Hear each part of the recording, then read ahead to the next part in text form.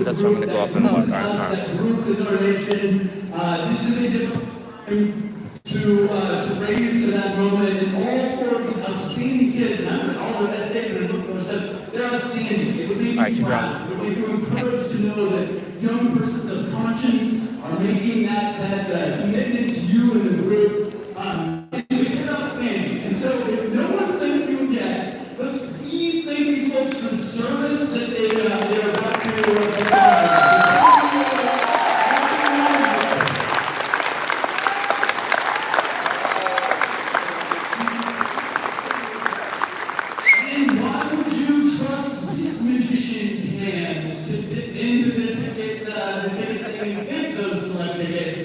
Instead, we're going to have our amazing candidate nominees pick our first 10 folks.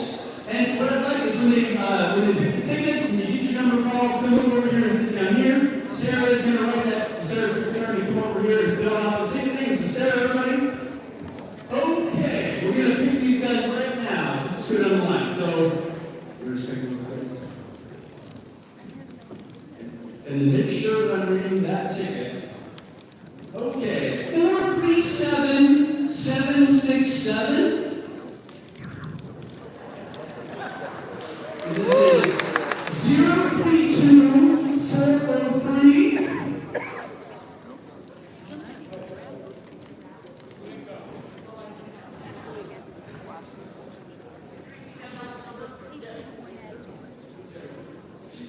Here, but I'll repeat it in just a second. 032423.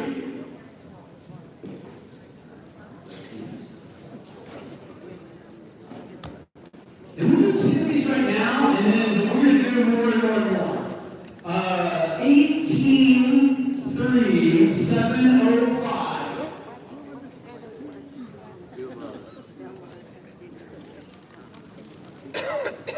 Okay, here we go. 437788. I think there appears to be a deliberate effort to do red, white, blue, red, white, 437800.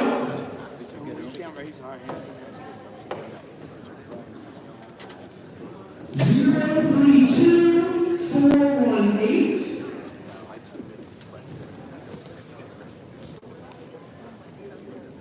080308.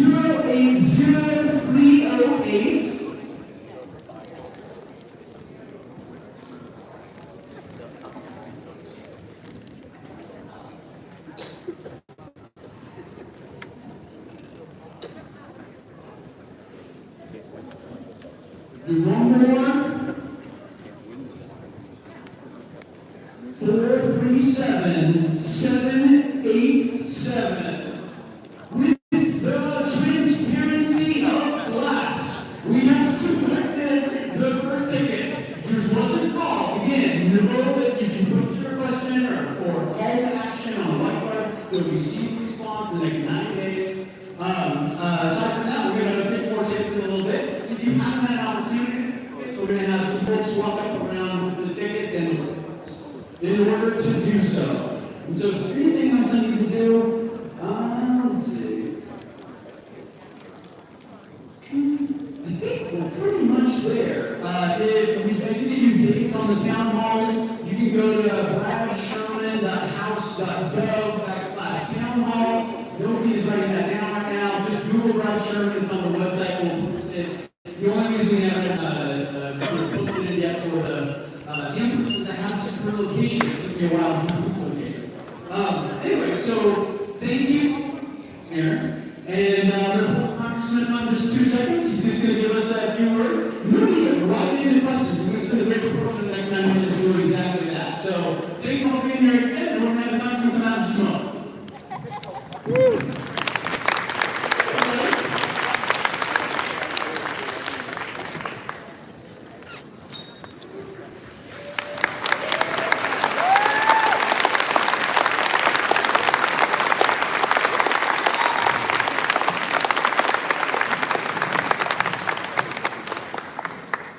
Please rise for the presentation of our nation's colors by the cadets of the Captain Civil Air Patrol Squadron 3.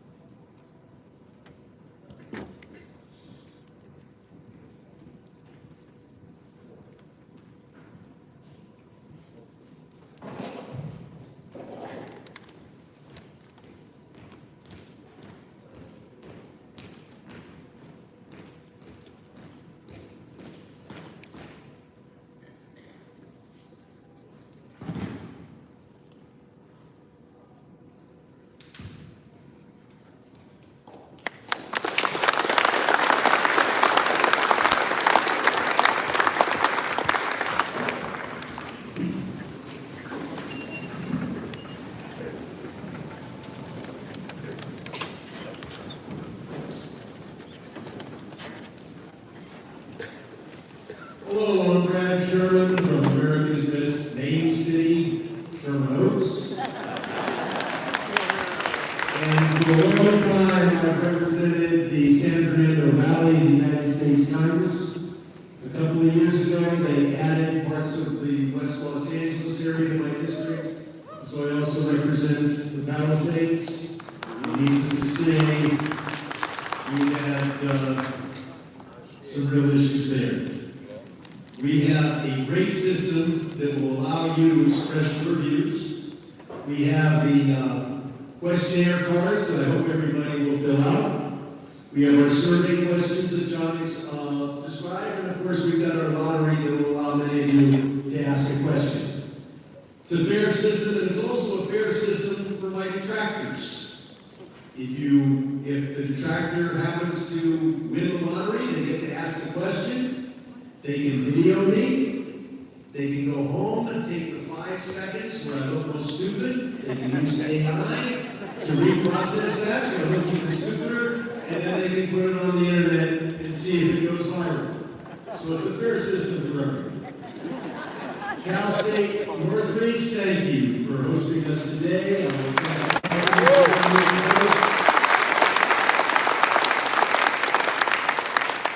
CSUN asked me to put in a plug for Pell Grants, the $7,400 that students get, which is the #1 source of revenue for Cal State Northridge, and of course Cal State Northridge is by far the #1 educational institution here in the San Fernando Valley. And I've been fighting to double the number of a lot of people have asked me the same question in many ways. What do we do to stop Trump? Now, I'm sure there are a few people here that actually support Trump, but I know we've got some questions that have been submitted in writing, and we'll make sure to address things also from a pro-Trump perspective.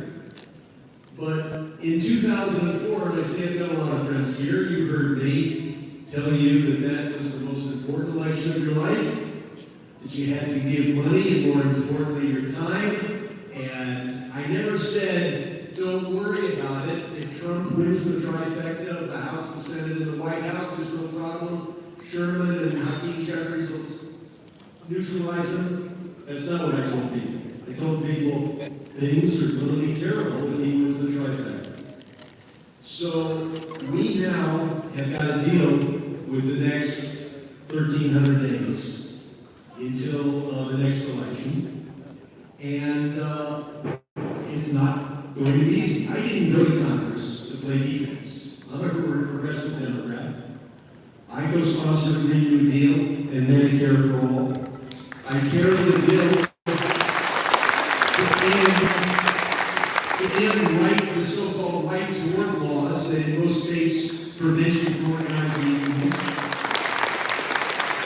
I'm not only for us to negotiate the price of some pharmaceuticals, but to regulate the price of all pharmaceuticals.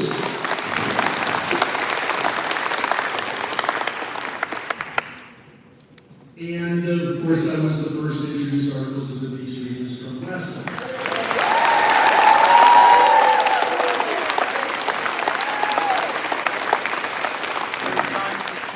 But now we're on defense. We've got to legislate, demonstrate, litigate, and educate. When it comes to legislation, we in the House of Representatives have shown tremendous unity. But it is a majoritarian institution where if they have 3 more votes, they control everything that goes on. But what we can do is force every one of them to take a stand. So they have to go back to their districts and say, why did you vote for a plan that has $800 billion of Medicaid cuts in? In the Senate, things are a little different. Because of the filibuster on about 2/3 of the things they deal with, they need a 60% vote, which is why I was a little disappointed to see Schumer give them the votes on the continuing resolution. Yeah. But a lot of the blame for that also goes to the press, which mischaracterized that vote, and to hold the whole country Senate Democrats might shut down the government. No. If the government had shut down, that would have been the doing of Republicans who refused to pass a 30-day CR to refuse to vote. We've got to confront and demonstrate.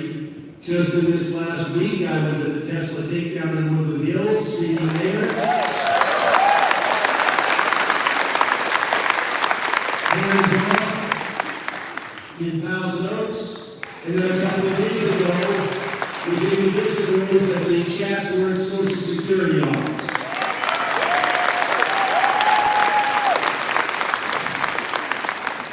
There is one thing I take pride in. There are 535 members of the House and Senate. Only one has confronted Donald Trump face to face on the issues in front of the cameras. You can see this on my website when Trump came to the Palisades, and I told him just how stupid it was to propose abolishing FEMA. And how stupid it is when the people of the Palisades are working with FEMA, when FEMA's there at the pavilion, the West Side Pavilion, 12 hours a day, and you're telling those folks you will abolish their agency. I told them how harmful it would be to impose tariffs on building materials. And you saw in the LA Times a couple days ago, the article about how those tariffs are going to make it hard to rebuild the Palisades. But most importantly, I said how damn outrageous it was to condition aid to California on us changing our voter registration laws. When I voted for aid to the victims of hurricanes in Louisiana, I didn't say that everybody should not, I didn't say, oh, we're not going to give people aid and people should stay on their cousin's couch until Louisiana changes their abortion laws. We don't use disasters as a way to pressure states to fit our views. We help people who are in trouble.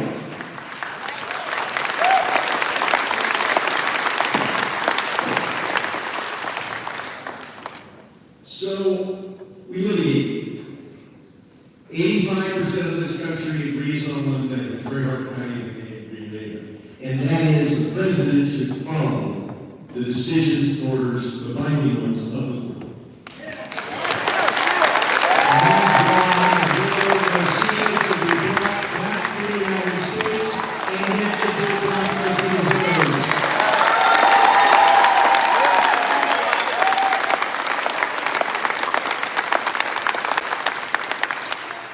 Let me mention just how important this is. I never thought I'd say this in talking about American politics. I've been involved in foreign policy for about 30 years. And with democracies that are in crisis, whether it's Turkey, or Brazil, or Pakistan, I always ask, where's the officer corps? What will the military do? I'm embarrassed as an American, but when I look at our politics, I have to ask that question. And I am confident that the officers and the general officers of the United States military, and I want to thank the cadets who are here, will follow the Constitution as interpreted by the courts. And that's why I'm confident that we will have elections in 2026, although if he thinks he's going to lose, Donald Trump would prefer not to have the elections at all. I have joined in every amicus brief, and we have won again and again and again in the courts, and the more outrageous Trump gets, the more he loses.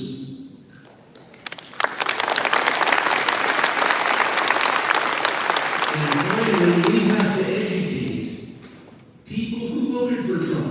Now, you don't get a sense in this room that half the people voted for Trump. You don't get a sense in the now. But that's what happened in the country. And a lot of Trump people got very fooled. Because they thought Trump 2.0 would be pretty much like Trump 1.0. Oh, sure, he says a bunch of things are batshit crazy, but he didn't actually do them last time, so he's going to do them this time. In 1.0, he said a lot of crazy things about tariffs, imposed a modest tariff on China, imposed no new tariffs virtually on the rest of the world. Now, this time, and they didn't vote for this, they didn't expect this, and the stock market sure as hell didn't expect this. Smartest people with the most money didn't bet on this. This time, he decides to take a chainsaw to the international economy. In his first term, he did not. He funded the Consumer Financial Protection Bureau, which is very important to me because I helped write the bill that established it.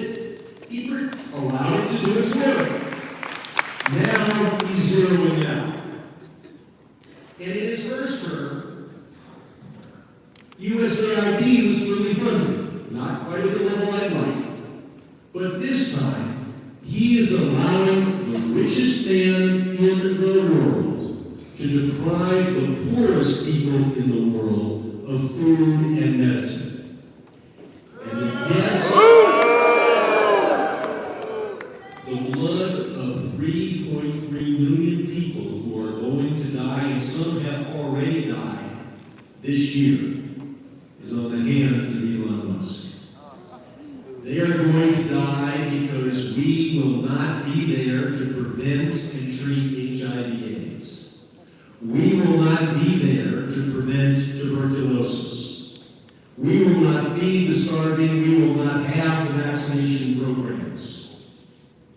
And we put up on some of these easels, I don't know whether you can see them, the pictures of those who have already died. In one case, a family that may die. And even if you say you're just America first, just what's in the interest of the average American? Say you didn't have a heart, I know you do. Without USAID, desperate people needs more migration. I don't think Trump likes that. Cutting USAID opens the doors to China. And finally, I'm on team human rather than team disease. Yeah. Every time somebody in Africa gets tuberculosis, that's one more opportunity for TB to mutate, propagate, and come back here in a form that we may not be able to deal with. Every time somebody gets HIV, that's another victory for the disease and another chance for it to become more virulent. It is a lot better when it comes to diseases to fight it over there rather than try to fight it back here.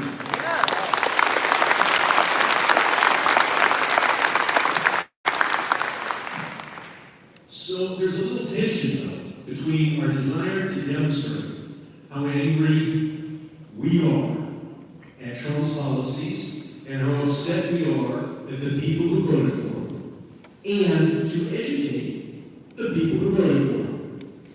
So we've got to do this the right way. I know that, my campaign consultant says, hey, you want to go to your district once?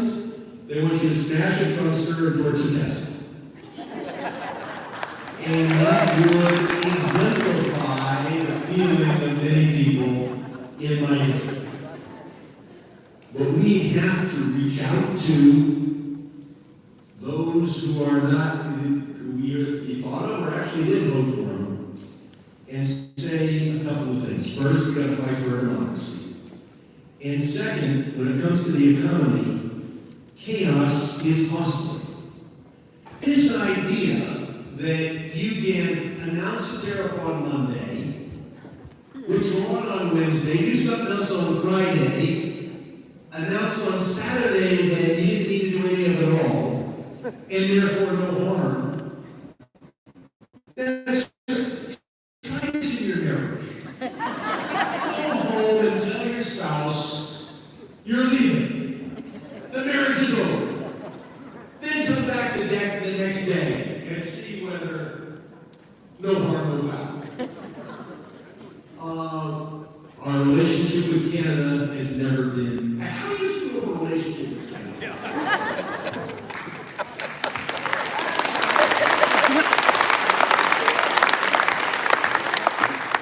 Okay, I want to open up the questions, but I first want to address Palisades just a little bit in our constituent service program. We got Scott Abrams,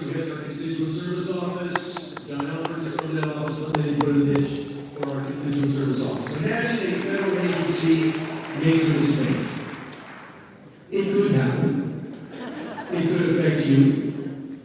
Could be Social Security, the IRS, if you're from the Palisades. It could be FEMA or SBA. You call Scott, you call John. They work very hard. They solve your problem. And then I grab Sherman and take the credit. To know about our free services, we hand out, and we have on the table our constituent service guide, but what we really need is our phone number, and that's why I put it on the cone. Because looking around, almost everyone here has more use for a cone than I do. So, we are already seeing FEMA provide, and these are numbers for both the Eaton and the Palisades Fire combined, 33,700 grants totaling $121 million. Some 6,600 households and 3,100 businesses have received over $2.5 billion in loans at low interest rates from SBA.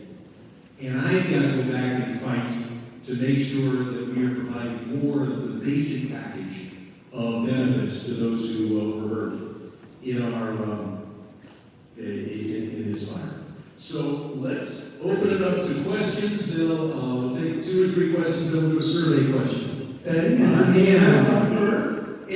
tell me your name and what your question is. Hi, my name is Betty Sisel from Sherman, and we're all probably going to have the same questions about all the cuts and education, DEI, entitlements, our enemies, our allies, and the reverse. Too many issues to even go over. So I'm going to try to ask you something a little bit differently. Let's say Trump is held in contempt, or he gets sick, or he does something so crazy that the Republicans impeach him. My fear, look at who number 2 is. He's got a brain. Then you go down the line at number 3, and you go further. Is anything going on amongst Democrats and Republicans that if something happens to him, what do you do? And is anyone going behind doors talking to the Canadians, talking to our allies, saying we're not all crazy? All of us are talking to our friends in other countries to tell them we're not all crazy. And California in particular is saying, please buy the California wine. We didn't vote for this guy.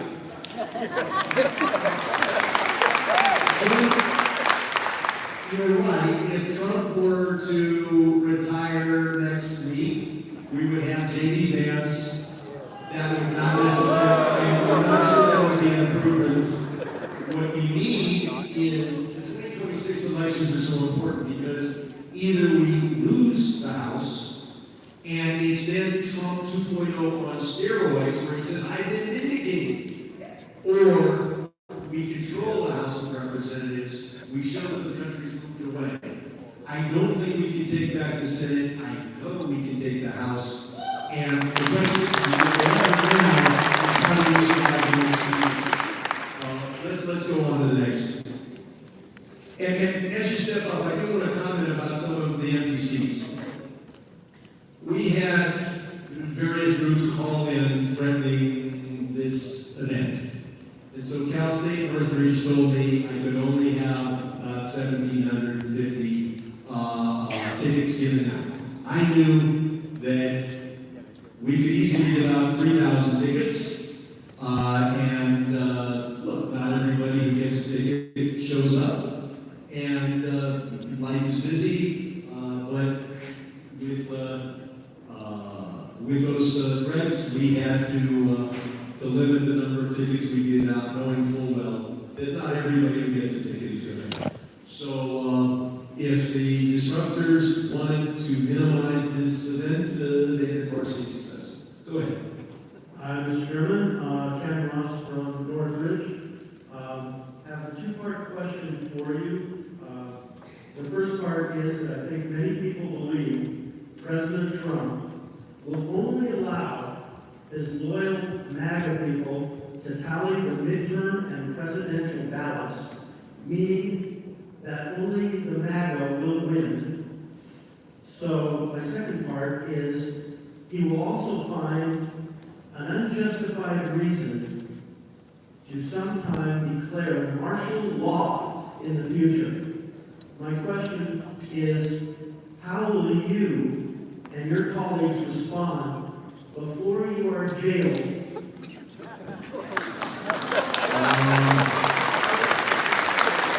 I've already sat down with my wife and kids about that very issue. When it comes to tallying, we have the benefit of a disorganized, decentralized system where those of us who have been in politics for a long while in my case, could spot any systematic problem. That is to say, to change the tallying system, if you were just to do that in 10 or 20 counties, those counties would then not coincide the way they should with other counties that you didn't alter. Another, if you show me a county in Wisconsin, and we study how that county has voted in the last 6 elections, and we see that the whole state of Minnesota went this way, or the vote in Iowa was that way, we know within a point where that county should have gone. And so if you were to pick a few dozen counties around the country and a few congressional seats and alter them significantly through some sort of tallying interference, it would stand out like a sore thumb. So I've got Republicans saying that the 2020 election was phony. I've got Democrats saying that the 2024 election was. There are lots of problems with our electoral system, but the tallying thing, I can tell, was not phony. As to how to deal with the martial law, first, it's important that we don't torch the testings, that we do not provide the atmosphere in which anybody would think that martial law should be declared.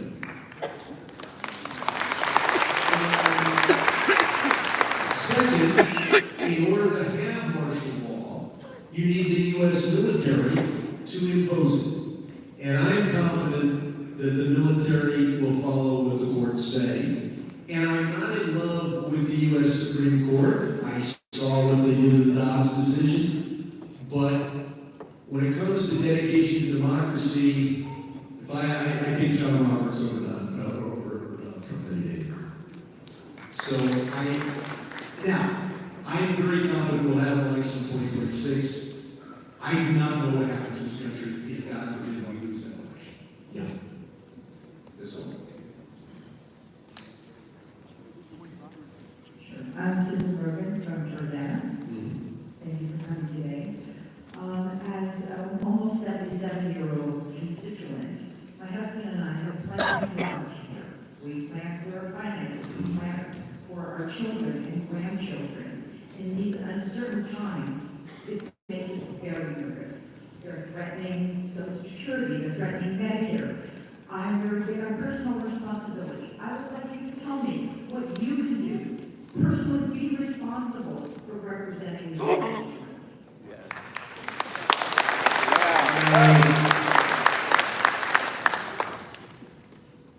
I think I'm showing you what I'm doing. I know what Trump has done to your 401k. We are certainly pressuring him not to go crazy and destroy the international trading system. But it's, and I'm going to take a couple of questions that were submitted in writing, and one of them is on Social Security. So instead of addressing your part of your question on Social Security, I'm going to address it there. But there's a lot to worry about on Social Security. I'll get to that. Okay, we've got one of our survey questions. And this is a survey question I asked in the last telephone town hall. Is everybody get the QR code? You got it on your phone? Did we put the QR codes on people's chairs, or we just have the signs?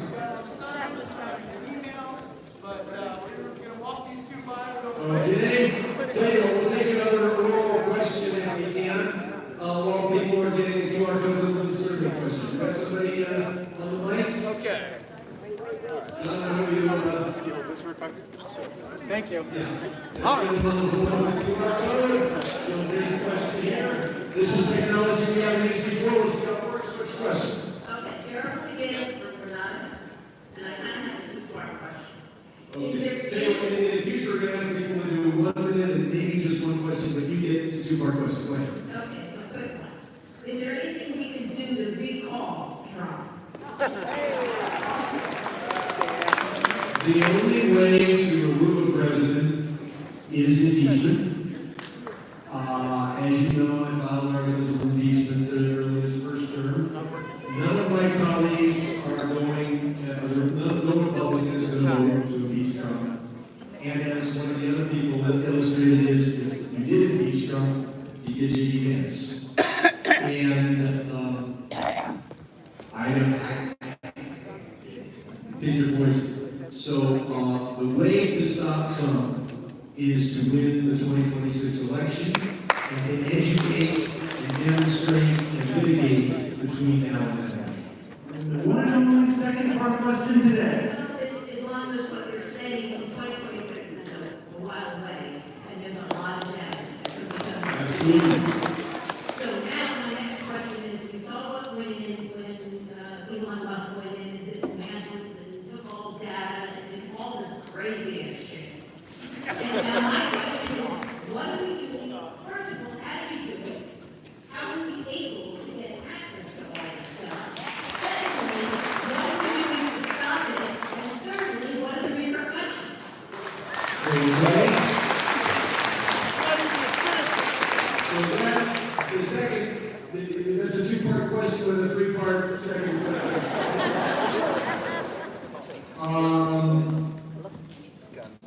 Musk is operating with the President of the United States. Everything he does, you've seen those giant ugly signatures. Every Trump is ready to sign everything Musk does. The level of potential corruption is there, and I'm going to get to how, you know, Musk says he's working for free. I'm going to demonstrate to you that he's working for a portion of, just a portion of, $147 million. So it's not exactly doing it for free. We have, I am introducing legislation to require that Musk disclose his finances. And I cannot assure you that Republicans will vote for that. It wasn't that long ago that Republicans were individual decision makers who voted their district. And now what happens is, and you can watch this on C-SPAN, they'll call a vote, and some Republicans won't vote the way the Republican leadership wants them to. So they'll leave the vote open, and you see orthopedic surgery without anesthesia. That is to say, I'm sitting on the Democratic side, and you hear those people's arms being broken. And what's really happening is they're leading them over to the red room, and they're putting them on the phone with them. And 40 minutes later, they all go down to the well, and they hand in their card. So, getting Republicans to do reasonable, people tell me, why don't you go there and just persuade these Republicans? They don't listen to me. They might listen to their constituents. They're only listening to Donald Trump. That's why 2026 is going to be so important. So are we able to do the survey question? Yes. We should. Okay. I realize not everybody's ready to go, but this one is a pretty simple question. Do you approve of President Trump's performance as president? No!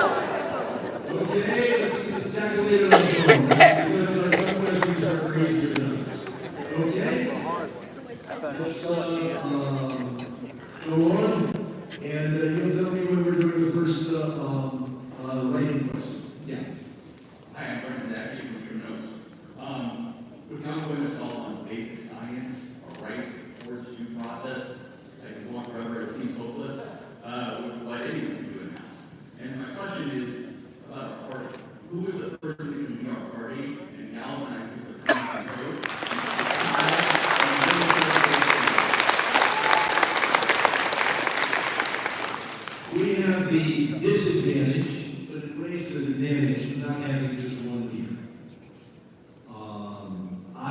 the anti-oligarchy tour of Bernie Sanders.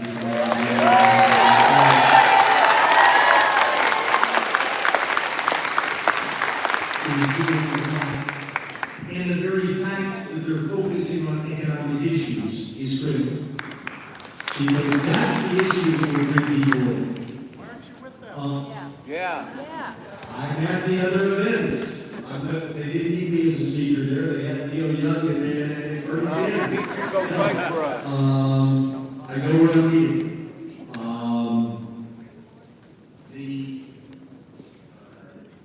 We've got a lot of great leaders. I mean, Gavin is obviously would like to be running for president.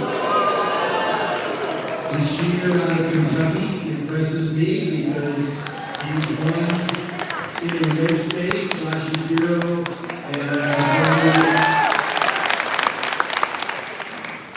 I don't know whether AOC will run for president. I assume that Shapiro will, Bashir will, Whitmer will, yes, and Pritzker will as well. And when I say I'm sure they'll run for president, that doesn't mean they actually have a name on the ballot in Iowa. People run for president before they announce the president. Then they keep running for president if things are going well. And so we have a bunch of leaders. Our message has got to be, look, there are in effect two messages. There's the message that galvanizes the people who already hate what Trump is doing.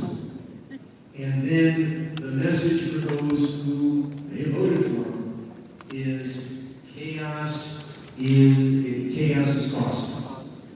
That this, you may think that we should have tariffs, but the way he's doing it is insane. And that he's adding to the cost of everything you buy. It has the additional advantage of being true. Okay. So let's go on to the next one. Hi, my name is Evan. I live in Sherman. I'm a union organizer. I have lived in the district for over 20 years. I am. The she is the national. And I voted for you every opportunity that I've had. I most likely vote for you in the next primary. That's not a given. And what I want to say, I'm honestly get to a question. I'll give you 90 seconds to get there. And there's so many issues, but this is the one I want to talk about right now. So about 1 out of every 5 Angelino families are mixed status families. There are 800,000 of our friends and neighbors in this county who are undocumented. And undocumented to me does not mean that you aren't an American. Because what could be more American than uprooting your life to come somewhere because you just want a better chance for your future? What could be more American than working your ass off for your family? What could be more American than paying your taxes, going to our churches, our mosques? What could be more American than being a good, law-abiding community member?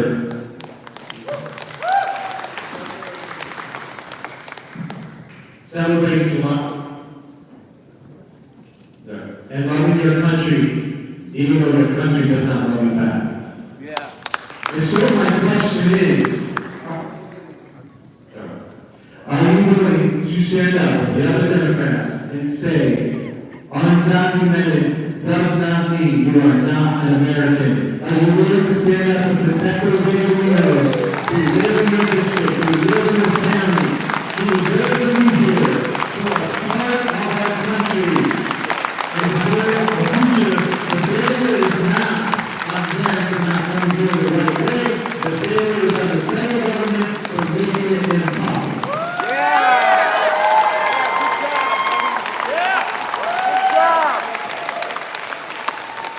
You're not being right.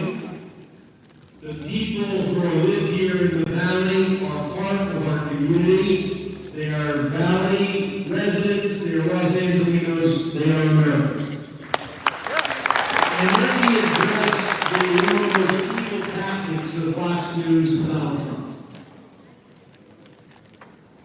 any group of 1 million people has at least a few who are really bad. And so anytime an undocumented immigrant commits a crime, they say, oh my God, this victim would still be alive. How about spending an hour on television documenting the thousands and thousands of people who are alive today because immigrants saved them? The doctors, the healthcare workers, the lifeguards, the police officers, the firefighters. And then, every time somebody who seems to be orange commits a crime, why don't we use that as a reason to deport all orange men? Okay? So, question number one, I've got 10.66% approve of Donald Trump, 88.09% disapprove, and the most surprising of all, 1.25% unsure. The smallest amount of unsure I've ever seen on a survey question. John, are we ready for, we pick some more tickets and then we'll do one of the writing questions? We are ready for our first writing question, but we need to pick some tickets, and so we're going to do that just first. And I've lost my military academy kids, and so we're going to have the last questioner pick the next tickets. All right, we're going to have our next survey question. What do you think is the most likely consequence? Trade war. 1, higher costs for American consumers. 2, manufacturing jobs return to the U.S. 3, China stops engaging in intellectual property theft. And 4, unsure. So when we turn to that survey question,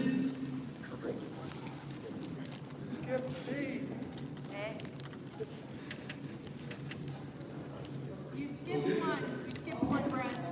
All right. The first one is 082226. Then it's 437794. Then it's 032427. Then it's 03234. 437760. 082236. And last we'll do 437785.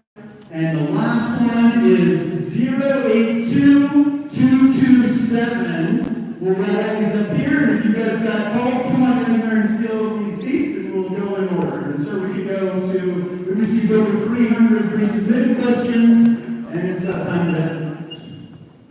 okay, we got a writing question? What? Oh, okay, why don't you read it?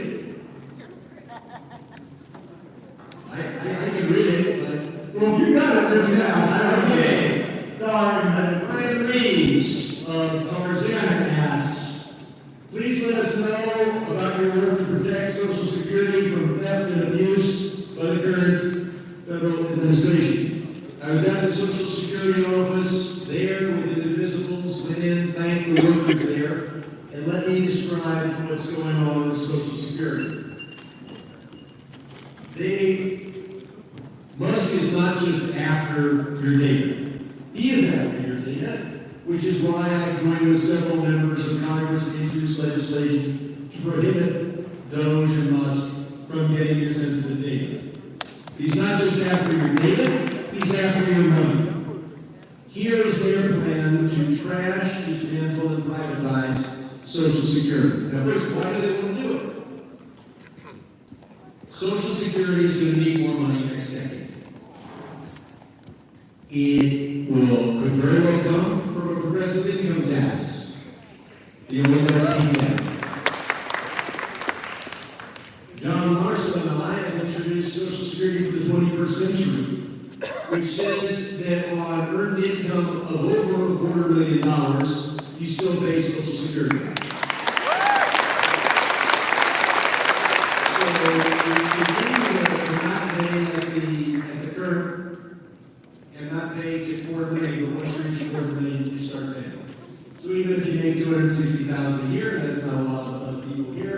you're only paying on a small additional amount. But if you're on us, this is real money. So they want to make sure that additional money is not put into Social Security. So how do they do that? First, they trash the system. They say they went in there and they found records of people born 150 years ago. Okay. Do they say that they're getting Social Security checks? No. I mean, maybe my grandfather's records are still in the Social Security book. They're opening it up, then they say, oh, we found people under the age of 10 who are getting Social Security. Yeah, Social Security pays orphans. Then their next step is to dismantle. They fire a lot of the staff. They close a lot of the offices. Then seniors find it's an incredible hassle to deal with bureaucracy that doesn't exist anymore.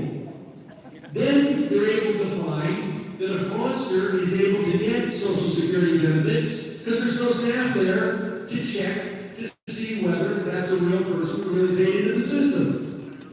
Then they come back and say, oh my God, see, it's not working. It worked before they got there, but it's not working. So they got a plan. It's called privatization.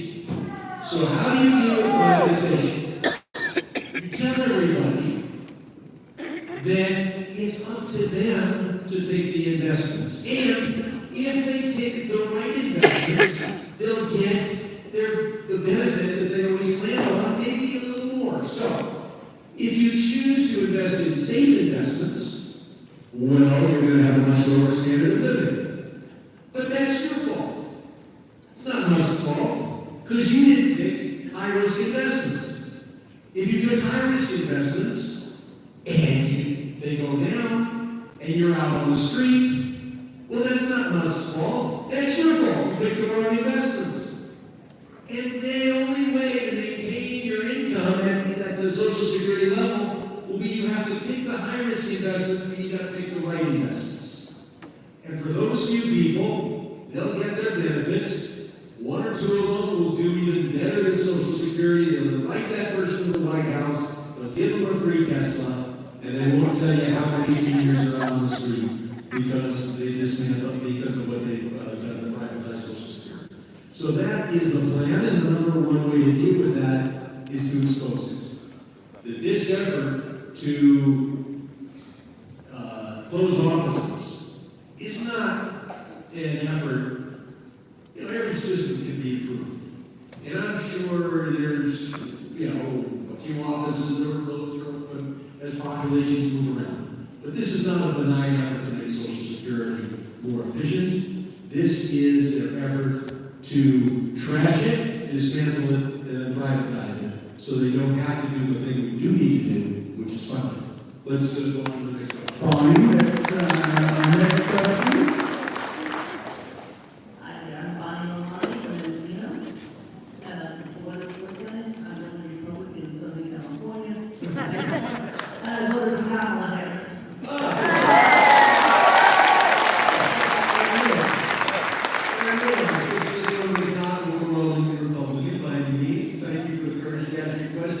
Even our and this district is 25 to 30% Republican. Go on. Which is well hidden. But all that, I'd like to look a little bit more to the conservative side. I agree with the questions, I agree with the answers.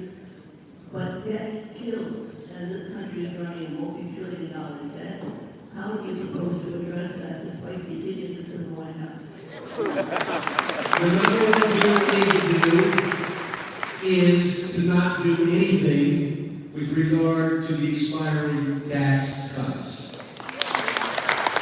I voted against the bill in 2017, and they said, oh, it's only going to increase the deficit by about $3 trillion because all these tax cuts are only for 5 years. Then they come back and they say, we can extend these tax cuts and it won't cost us anything because they're already in the law. You keep extending these tax cuts, way over half the benefits go to the top 10 And the number one thing we can do is to allow the tax cuts for the wealthy that they passed in 2017 to expire. What they're doing instead, what they are telling us that they're going to do instead is cut Medicaid. That would be terrible. Or they'll probably blink because they're hearing from their own rural districts. I mean, way over half the people in West Virginia are on Medicaid. And so they're telling themselves they're going to cut Medicaid because they don't believe in huge deficits. My guess is that they'll extend the tax cuts to the wealthy, and they won't cut Medicaid, they'll just enlarge the deficit beyond even what the NCO Republican was. Okay. Congressman Sherman, we're honored to be here to meet you. My name is Cecilia from West Hills. My question is in reference to education. Barry has said that teachers are being blamed for all these things in the classroom. Have you all considered putting class sizes from 50 to 1 and adding satellite schools in communities?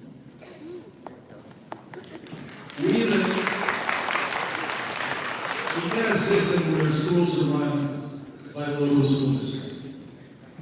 I do my job in Washington as fighting for federal aid to go to LAUSD. I'm not a professional educator, you are, and that's why professional educators in the school board should decide how to spend the money. Title I is particularly important for Los Angeles because we have so many students from impoverished backgrounds or from non-English speaking backgrounds, etc. So the effort to abolish the Department of Education is what it sounds like. I mean, in their abolition of the department, it doesn't immediately cut aid to our local school district. But that's the intent. The intent is not just to not have a Department of Education, but to not provide aid to local school districts. And we've got to pressure them on that. And the issue, though, is not whether we have a department. They can have a vacant building and put up a sign that says Department of Education and not fund their local schools, and that would suck. They could take down the sign and continue to fund, and that would be, I mean, it's good to have a Department of Education, but that wouldn't be nearly as bad. So, we're gonna, the battle now is to keep the Department of Education. The real battle is to make sure that the federal government funds local schools, and the federal government has got to do more to fund special education. When we passed the Congress said that the federal government would be paying 40% of the cost. We're paying about 11% of the cost. Sir, we have results of the next survey question. Number 2. 87.11% say higher costs to consumers. 10.38% say return manufacturing jobs. And 2.5% say unsure. And I don't know whether I failed to put forward the China stuff. I had another answer here that was not on your phone, so that one doesn't count.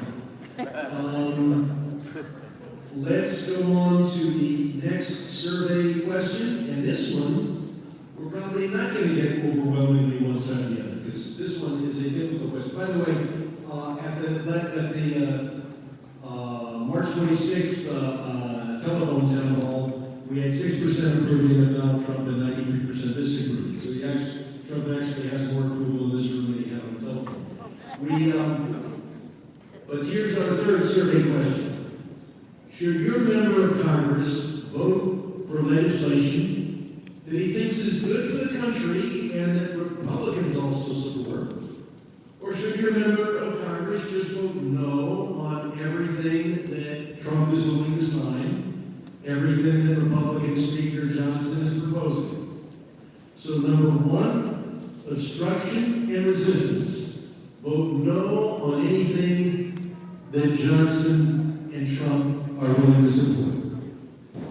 Choice number 2, negotiate with Republicans and of course, only vote for bills that you think are good and come out of good negotiations. Point 3 is also available. Vote with the Republicans. And point 4 is unsure. So let's get your answers. Let's go on later. Norman, you're up. Nora McCready from Sherman Oaks, and I'm here with East Valley Indivisible. A coalition of 16,000 members right here in the valley. And good to see I was you. just with West of Valley Indivisibles Thursday. Yes. Cool, okay.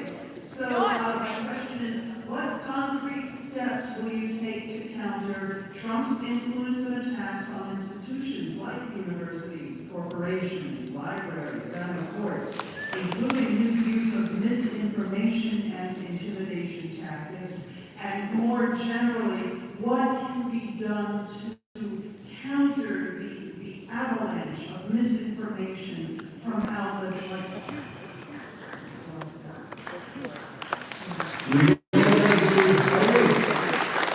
We educate people through media, and the media shows up when people show up. We've got some media here, and some was here a bit earlier. They're here because you're here. I was at the Social Security office a couple days ago. They weren't there. Why? Because I was with, 30 indivisibles and not, over 1,000 people. So we got to get the message out. We've got to be careful as to how we do it. I know a lot of folks, I know some individuals, who are really angry at people who gave us this president. Those are the people we need to win over. And we've got to do it. You mentioned the institutions. There is some resentment of the Ivy League and of higher education in general.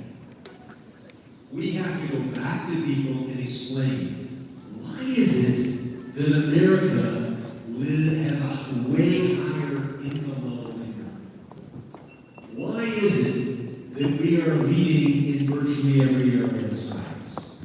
It's because higher education and research universities have led the way.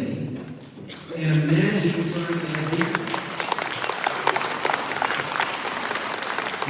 trying to have 8 billion people on this planet if we didn't have the technology that has come from America's research universities. We have to draw the connection between vaccines and health, between medical research and health, between technological research and prosperity. And what it's when you stop research, it's not apparent what you're doing.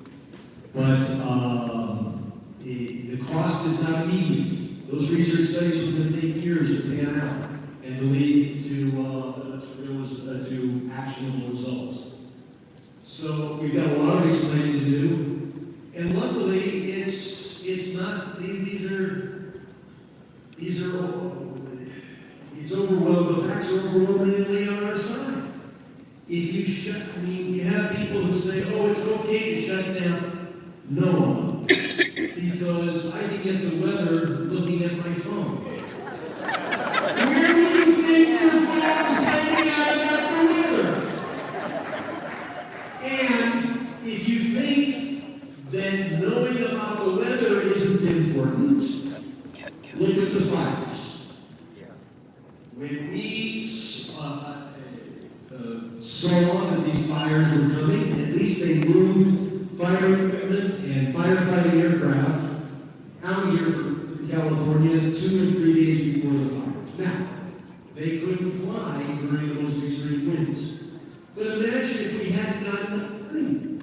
So, we've got to stand up for science, for education, for research, for meteorology, and explain that you can't just, and look, we're frustrated with this government. Government procurement costs money, and all of us have been frustrated with this or that regulation, and people want to shake it up a little bit, but that doesn't mean you go out after it with a chainsaw and a blowtorch. Let's see, why don't we do another survey question? Although do we need the results from I guess we'll get the results from the last survey question before I do the next one? Okay, go ahead. And I'm gonna skip survey question D and go right to E. So, if the technology allows us to do that. Argentina? Hi there, Tina from Encino. My question is regarding healthcare. Affordable Care Act subsidies due to expire in January, which is a real concern. I'm wondering, what are you going to do to ensure that Speaker Johnson does not eliminate the subsidy? We're gonna demand that we continue the subsidy, and we're gonna create a circumstance where his own members didn't realize that they cannot go home and say that these subsidies have gone to their own people. What's interesting is Republican districts actually benefit more from Medicaid and Obamacare subsidies than Democrat. Hell, I represent Brentwood. I'm the one that wants Medicaid and Obamacare subsidies.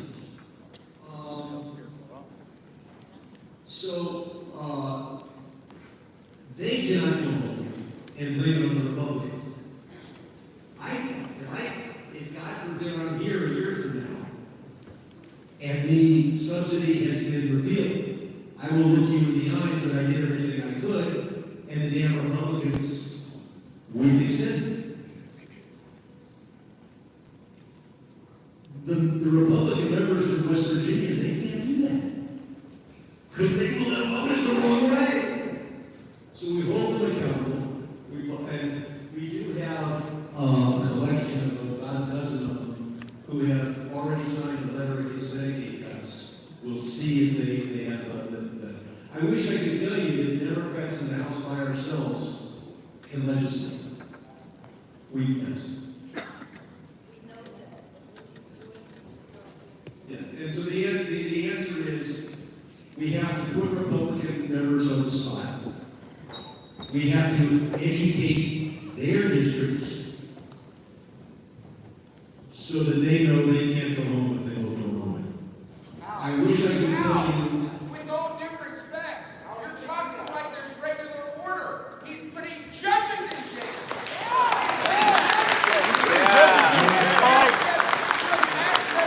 Over and over again, your answer is respect the institutions and the institutions who hold. We did that 8 years ago, and we're back here again. What are you going to do?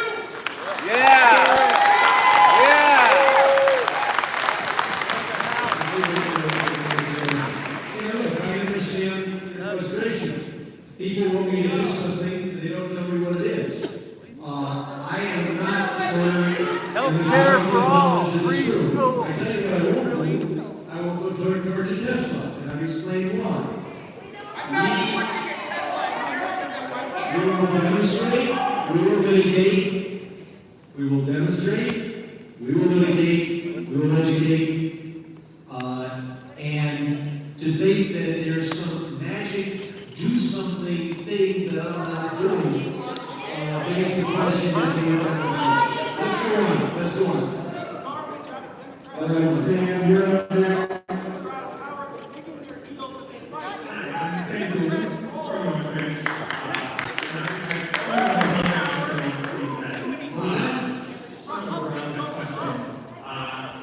As a young person who is very terrified in this moment, seeing what's going on, I, like many others, have looked towards Democrats as the chief opposition force.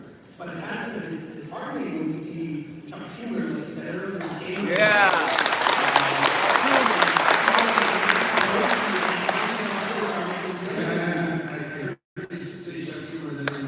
and poor Nancy Pelosi, nothing told us it's going to be millions all inside the trading.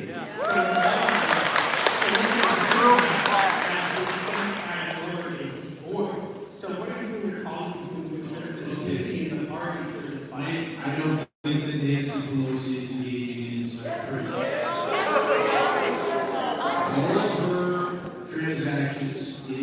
stocks after we report it. Now, I don't buy or sell individual stocks precisely because I don't want anybody to think.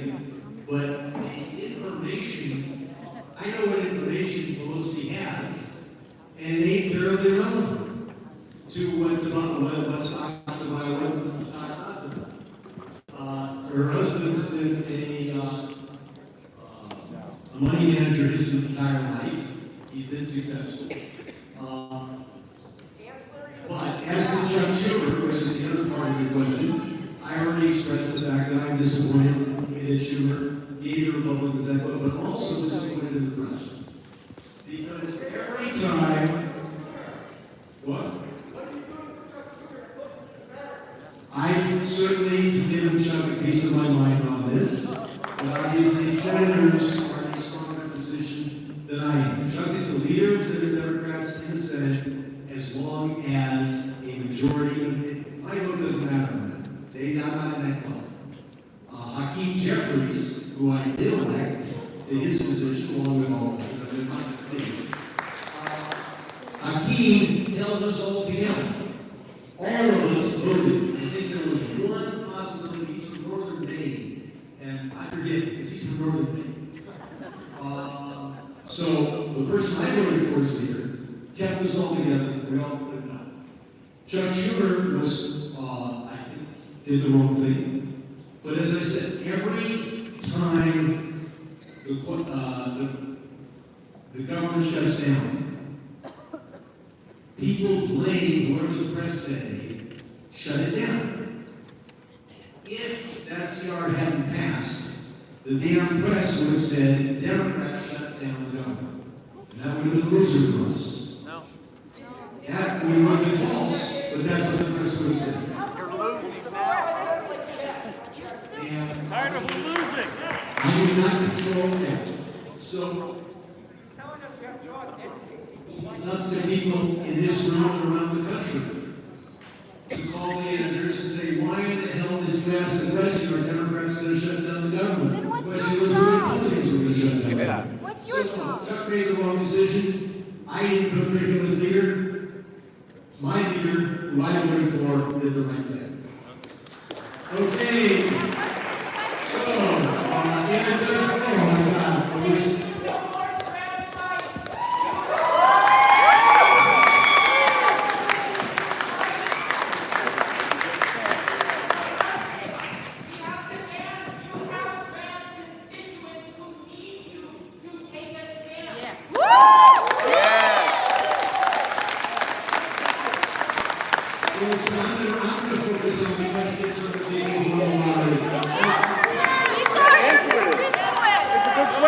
Answer it. Get a backbone. Press him. Press him.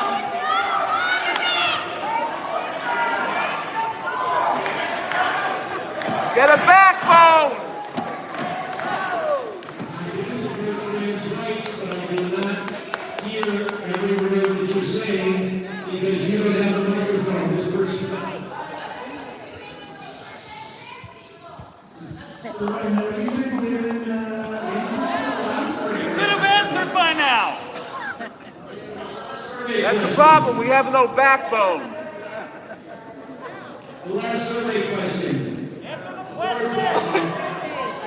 Sit down!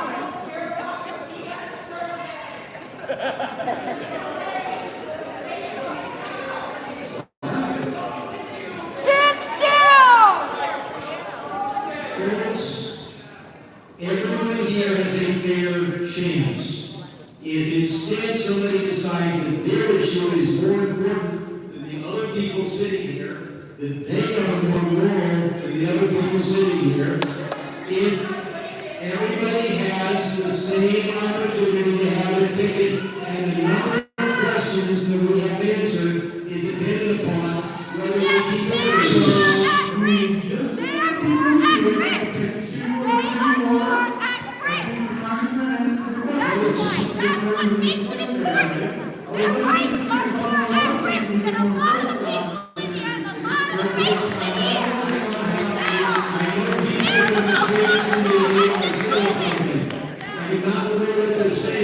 if I do support trans rights. Yes. I do support trans rights. Is this me?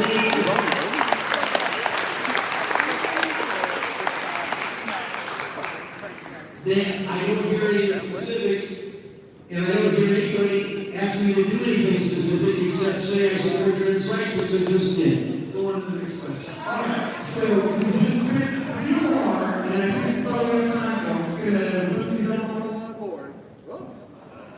183709, 437771, 437823. All right, he heard you. You made your fucking point. Now get the fuck down. All right, they heard you. Sit down. Sit down. That's enough. Enough. Sit down. You made your point. Down. You made your point. Sit down. You made your point. Sit down. Sit down.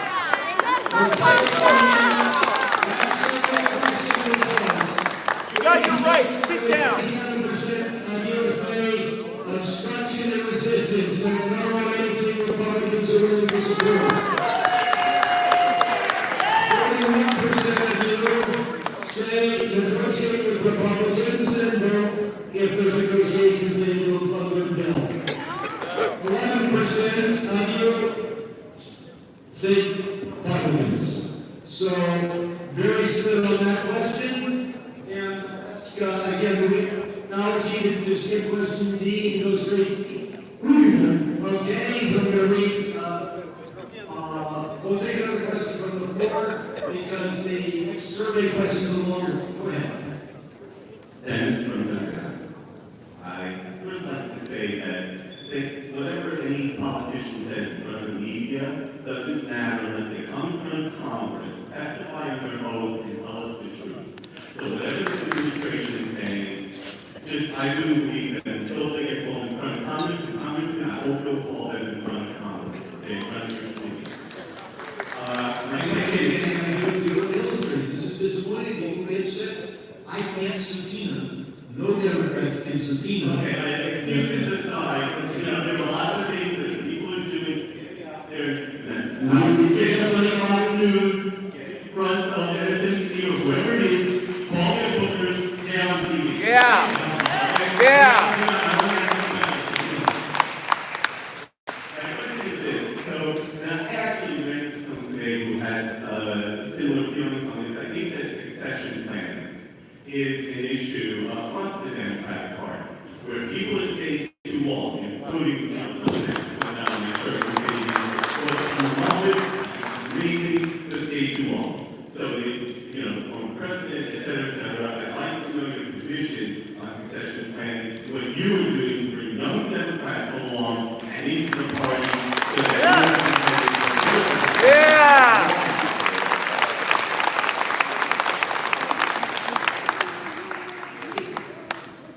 I speak to every high school in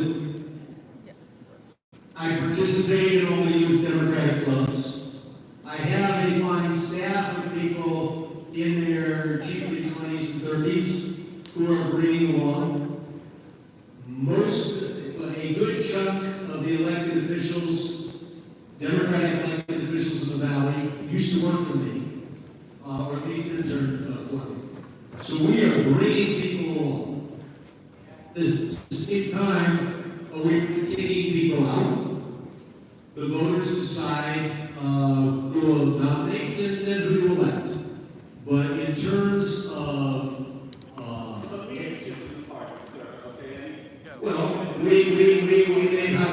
we had Nancy Pelosi. Give up the money. Okay, I only get to choose one leader. I don't choose the governor of Wisconsin. I don't choose the Democratic leader in the Senate. I choose the one in the House of Representatives. We went from Pelosi to Jeffries. If that isn't the youth movement, I don't know what is. So you can say how easy it is, how easy it is that, but you can't. But at least you can't say, well, Hakeem's 80. because he's not.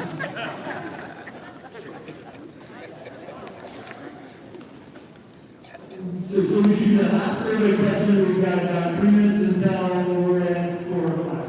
Okay, another survey question. But this one's longer.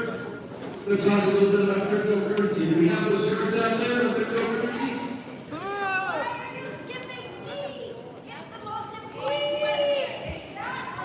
Wait a minute. Okay, go back to that one. We have virtually no questions on foreign policy, so I don't think we're just foreign policy. We'll go back and do Question on Israel. That's where all our money's going, to war. We're paying for it again. Okay. How many wars can we We're going to go back, we're going to question D. Since October 7th, we provided $14 billion to Israel.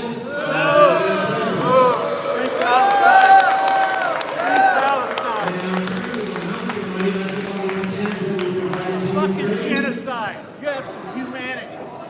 You're watching fucking genocide in real time. Survey question. Free Palestine. Down in front.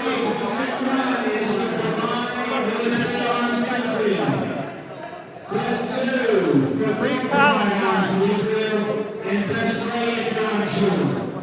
Free Palestine. It's a genocide. Korea, Vietnam, Iraq, Afghanistan, Israel. Genocide. Murder people. That's where our money's going. To war. My question to you is, I'm a lifelong Democrat, but I feel like the Democratic Party is having some sort of a crisis in messaging.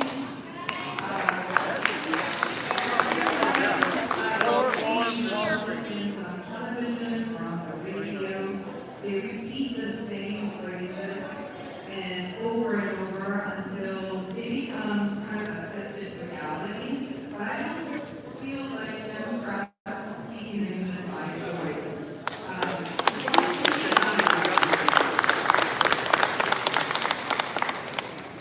First of all, we lost the election by about 1%. I think we're going to win the next one. Unless they change the rules. We are not automatons. I've seen the colleagues I've worked with who are Republicans, who have their own views, now just repeat. Pete Hegseth is the best Secretary of Defense ever. Those are not your colleagues anymore. The tax plans is just a great idea. I mean, I've seen Republicans turn into automatons. We shouldn't do that.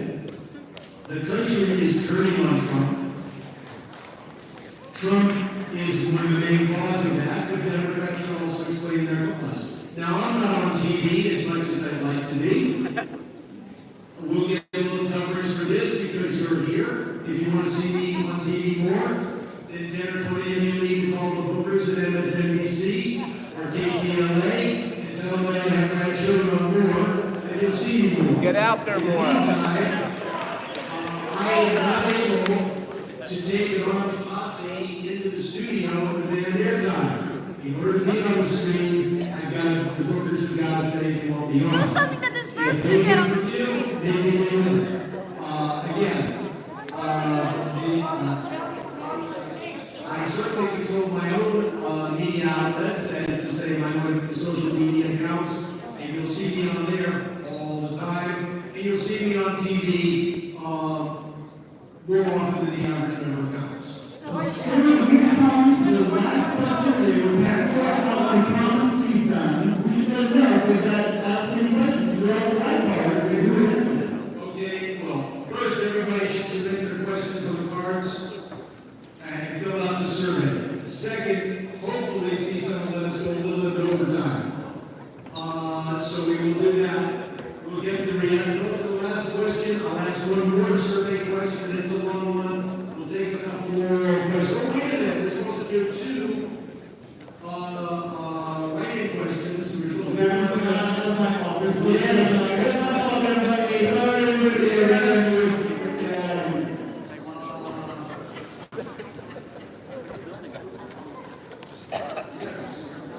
Let's do the other one.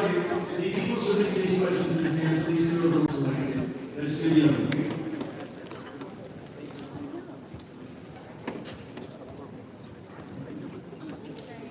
Okay? Do you have a question or do you read? I think you need to read it. Okay.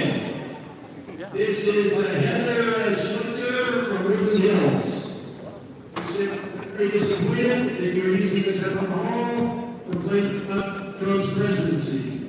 There is, in fact, a lot of wasteful spending that needs to be reviewed and changes made. We cannot afford this overspending. I want to know what's being done about fire prevention for the next fire season. I do not want to hear about climate change.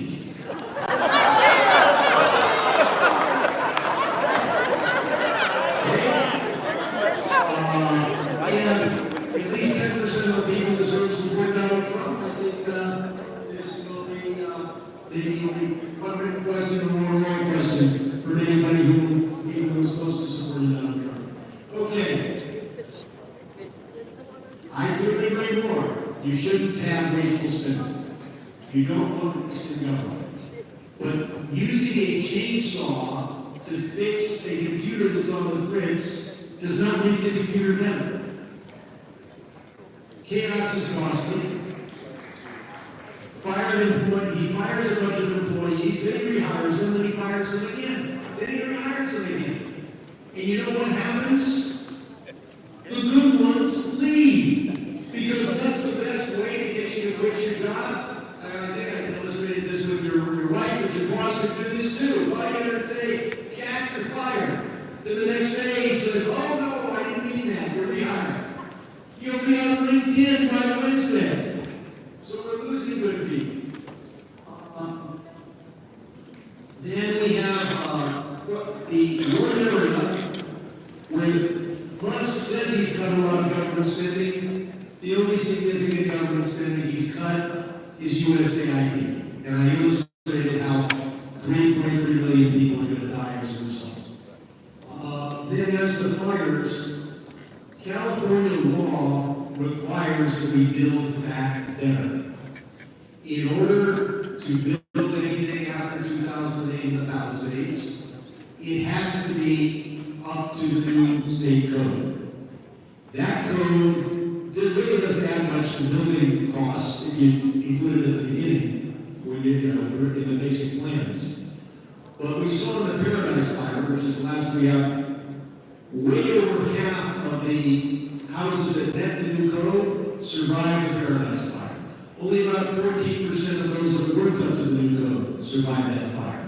So we are going to deal with fire resiliency, but this administration has frozen community wildfire defense grants. And then Musk says, look, I saved money, I'm cutting waste. Cutting waste is cutting federal aid to firefighting. Cutting waste is cutting federal expenditures on foresting and brush management. Gee, if brush management is too expensive, look at the cost of the Palisades fire. So, and Musk is also cutting the FEMA staff. And then he'll be back and say, oh look, there's fraud in the FEMA program. Yeah, if you fire all the people who are supposed to determine whether they're legitimate and illegitimate request for aid, if you fire the people who make those decisions, then they're going to make the decision more quickly and more inaccurate. Let's go on to the next.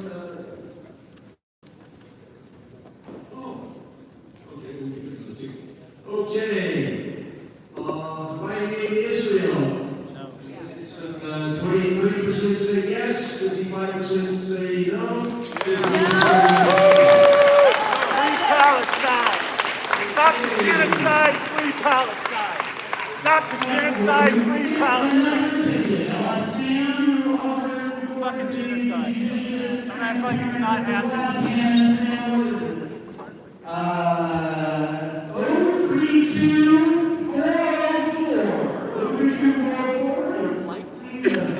Okay, while we're doing that, we're going to go on to the last survey question.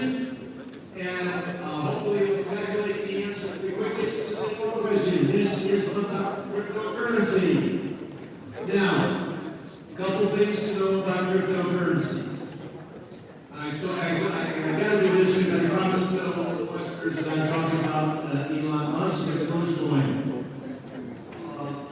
When Trump got elected, cryptocurrencies went up a little bit. Bitcoin went up 22%. But somebody knew something was going to happen on November 11th. Somebody knew. Because Dogecoin went up 135% in the 1 week. Talk about insider trading. And then 1 week after President Trump was elected, the announcement was made that Musk's organization would have this weird name, Doge. We've heard it so often we don't realize how goddamn weird it is. They named it after a coin named after a dog. Yeah, no other government agency is named after a coin named after a dog. So in that 1 week, Dogecoin, and you'll see the charts over here, I'm not going to show them everybody, went up, more than doubled, went up 135%. And the profit was $37 billion. Now that $37 billion went to those who knew that Dogecoin would benefit from this huge branding opportunity.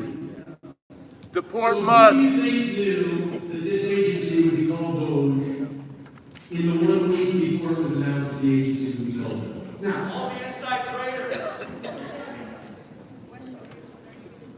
obviously, Musk knew what his agency would be named, and he named it the only one. Now, as the Trump coin, we're passing that around, 96% of the coin is in 40 unhosted wallets. So it's 40 or fewer people, it could be just one person, controls 96% of this coin. So if you buy Trump coin, you're just anonymously transferring 96% of your money to whoever owns Trump coin. And that could be just one person, and who do you think that is? So, the question before us here is, should U.S. tax dollars be used to purchase Bitcoin, Dogecoin, or Trump coin? So say, push 1 if you think we should invest our tax dollars in cryptocurrency. Press 2 if no, we should not buy cryptocurrency with tax dollars. And 3 if you're unsure. And by the way, this is a real issue. There is tremendous talk in the Trump administration of having what they call a strategic crypto reserve. Now we have a petroleum reserve because we need petroleum and not rid of the shortage. I don't know why you need a special strategic reserve of something that only exists on my name. But their goal is dollars into crypto. So press 1 if you think that's a good idea, press 2 if you think we should not buy crypto, press 3 if you're unsure. Let's go. So we have our next and last question coming up here. We promise CSUN and just let us go second into the hour. Congressman Sherman, why do Democrats hate Trump more than they love this country?